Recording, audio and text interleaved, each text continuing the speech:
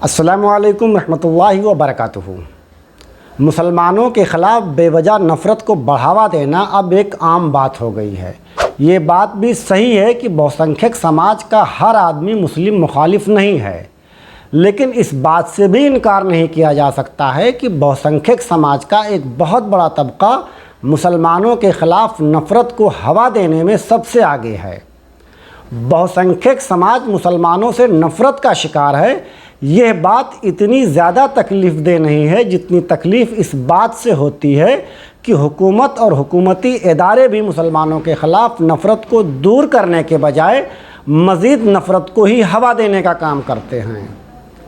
Shopping mall में नमाज़ पढ़ लेने या पूजा अर्चना से भला कौन सी भावनाएं आहत हो सकती हैं, लेकिन फिर भी भावनाएं आहत होती हैं, और ये भावनाएं भी सिर्फ़ उसी वक्त आहत होती हैं जब मामला मुसलमानों से ताल्लुक़ रखता हो।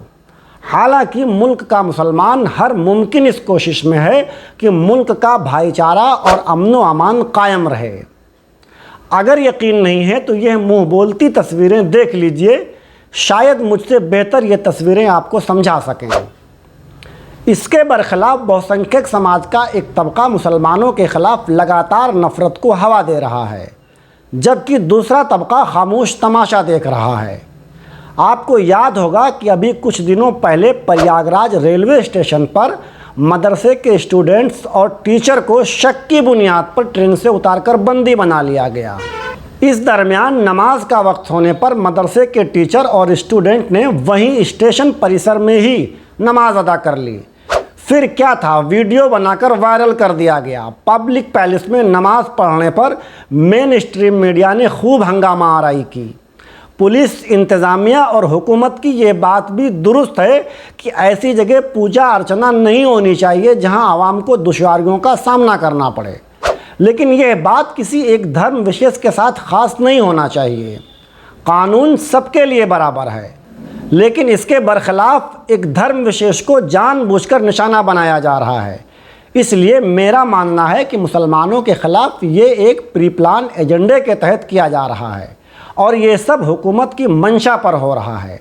मुसलमान मॉल में नमाज पढ़ ले तो हंगामा हो जाता है, लेकिन एक दूसरे धर्म विशेष के धार्मिक आयोजनों को हुकूमत खुद करवाए, वो भी पब्लिक पैलेस में, तब कोई शोर शराबा नहीं होता। ना मेन स्ट्रीम मीडिया के पेट में दर्द होता है, ना नाम नहाद सेकुलर लीडरों के कान में जूं रेंकता है।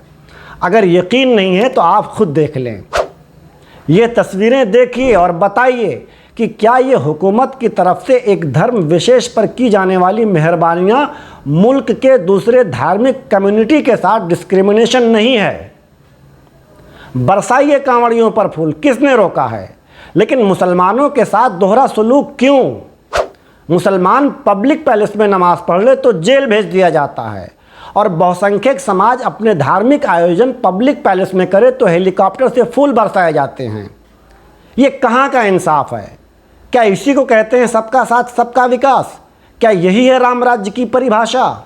क्या इसी नफ़रत, भेदभाव और अन्याय से भारत विश्वगुरु बनेगा? अगर यह बात सच है कि भारत एक लोकतांत्रिक और सेकुलर मुल्क है, तो नफ़रत के इस खेल को रोकना होगा। मुल्क के आईन और कानून की बालादस्ती से मुल्क तरक्की करता है, जबकि नफ़रत और समाजी भेदभाव से कौमें तबाह हो जाती हैं। इसलिए मुल्क को तबाही से बचाने के लिए हर शहरी का फ़र्ज़ है कि वो इस नफ़रत के खेल को रोकने के लिए आगे आए और मुल्क में अमन और शांति को बहाल करने में अपना रोल प्ले करे। फ़िलहाल आज इतना ही। हमारे चैनल को सब्सक्राइब और फेसबुक पेज को लाइक कीजिए। शुक्रिया।